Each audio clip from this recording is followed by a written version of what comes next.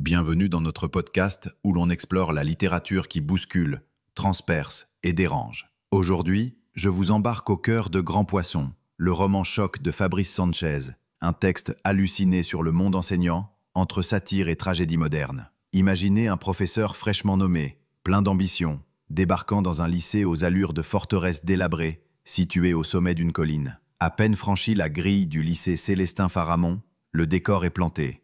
L'administration se désintègre, les élèves sont imprévisibles, les collègues adimés. Grand Poisson n'est pas seulement un roman sur l'école, c'est un récit d'initiation inversée. Écrit à la deuxième personne, il nous projette dans la psyché d'un homme en chute, aspiré par le grotesque d'un système absurde, bientôt possédé par la rage d'imposer l'ordre. L'écriture est baroque, saturée de références, de pastiches et d'images flamboyantes. Chaque page est une spirale. On rit, on grince, puis on suffoque. On passe de l'ironie cinglante à des fulgurances poétiques, puis à des scènes quasi mystiques. Fabrice Sanchez, lui-même enseignant, décrit l'envers du décor avec une acuité rare.